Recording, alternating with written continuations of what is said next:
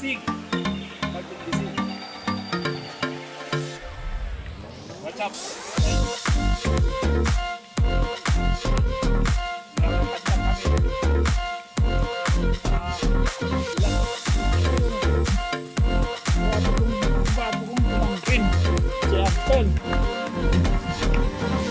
Ito yung daan punta sa Baybayin. Kasi tatabi namin yung bangka yung utol kasi hindi na itabi kaagad nung bago magbagyo. Ano? Nagaan silot.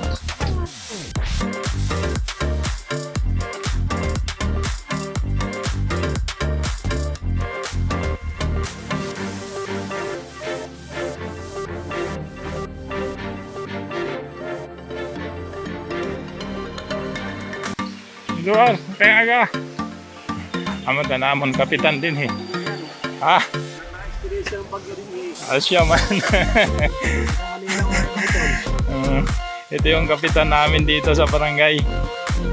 Pamangkin ko. Oo. Ay isilipin namin ang hagupit ni Bising dito sa may baybayin. Ngani kay aniya baloto kay Waray manhis ko ana di kaya sigurado ko na ano niya na. Sige, silipon na namin.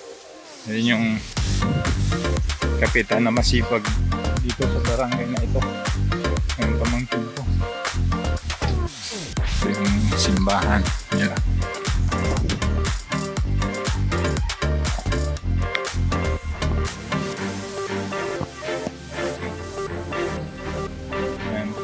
Din dito mga bahay ng pamangkin ko. Alas, okay nga aga. Nagkukuhan ako, nag-video. Kala ko naman na nangingisda. Sige, sige.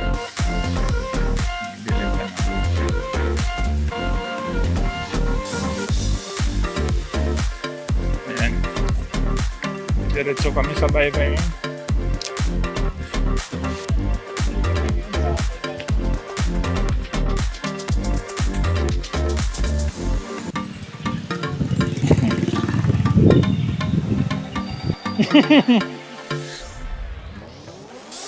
Nagkuti ito.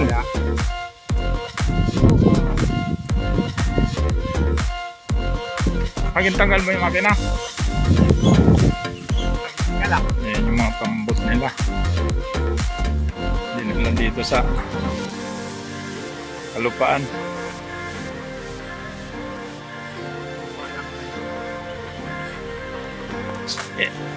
Ito yung pumpboat mo, di ba? Ito? Sa kulay. Ito. Ayan. Ito yung pumpboat niya. Medyo bago pa. Ayan. Ito, tinanggal lang yung makina. Inuot niya sa bahay. Dito na ako sa Baybay, tabing dagat. Amot din may dakuan, may nadar na din internet, di ba? Makusog din yung lugar. Hit! Ay, mga baluto na natira. Hindi na yan, lakas yung hangin. Napuno ng tubig ah. Ito yung bangka ni Utol.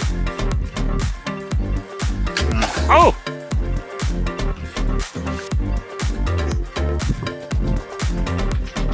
Nasira yung katig.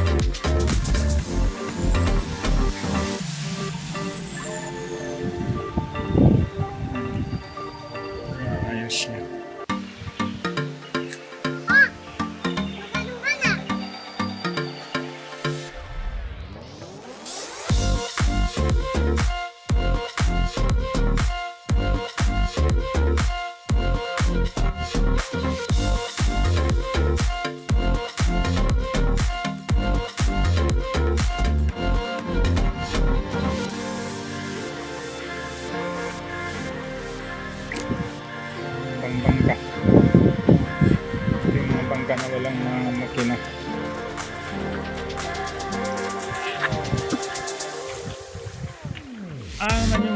yung mga fish cage.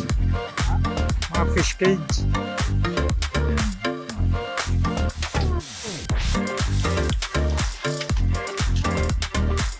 Nalagyan ng lagang isda. Ano na isda. Parang may bahay doon sa Alingarog na tumabing. Yan sa dulo. May tumabingi na bubong. Gawa ng hagupit ng bising. Kulo kita. Nakakot pagtabingi.